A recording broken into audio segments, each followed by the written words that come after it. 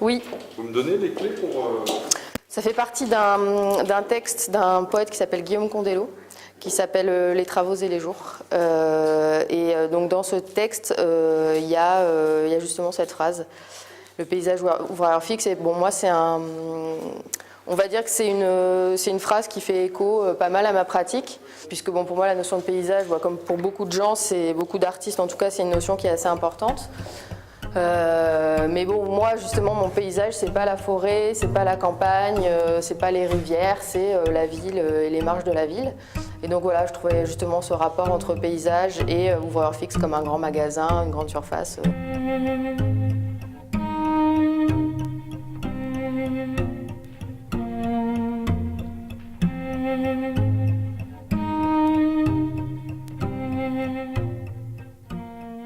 Qui est Stéphanie Cherpin, très jeune artiste qui a démarré il y a moins de 10 ans en fait, et qui fait de la sculpture. C'est quelqu'un qu'on a commencé à suivre il y a déjà 3 ans. On a acheté 2 sculptures d'elle.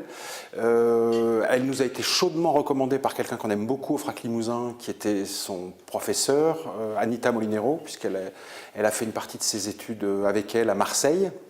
Et je crois qu'effectivement, quelque chose est passé entre le maître et l'élève.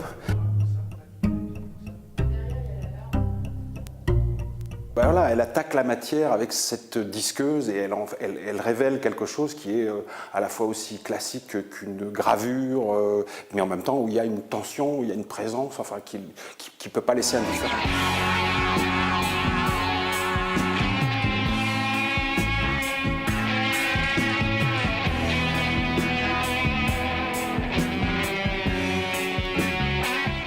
Donc j'ai fait la fin de mes études à Marseille, donc près de la mer, et donc c'est un matériau qu'on retrouve beaucoup. Donc à l'époque, j'achetais pas mal chez Emmaüs, où j'étais une pauvre étudiante.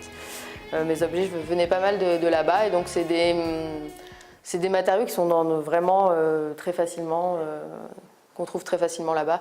Et voilà, c'est un matériau qui se travaille aussi assez facilement, juste avec une scie. Et puis voilà, pareil, qui a plein de qualités. Et puis bon, pour d'autres raisons que je ne dévoilerai pas.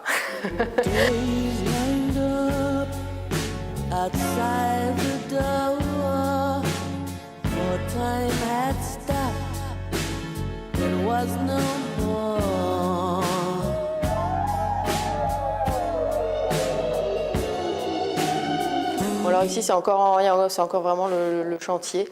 Donc ça c'est pareil, c'est une pièce plus ancienne en fait. Donc là en fait plus on avance dans l'exposition, plus je voulais mettre des pièces qui étaient moins des pièces qui jouent avec l'architecture ou avec le lieu, qui sont plus des pièces individus presque, je dirais. Donc voilà, ça c'est une pièce faite principalement avec des matériaux que j'ai récupérés dans mon atelier, qui était à l'époque occupé par un artisan qui est parti en laissant pas mal de matériel, un artisan couvreur. Donc ça, il y a pas mal de choses qui viennent de là. Et puis voilà, là je voulais faire une petite salle justement avec des sculptures plus intimes, avec des matériaux qui viennent plus de ma propre maison en fait, que je récupère chez moi et que j'injecte, que je réinjecte en tout cas dans les sculptures.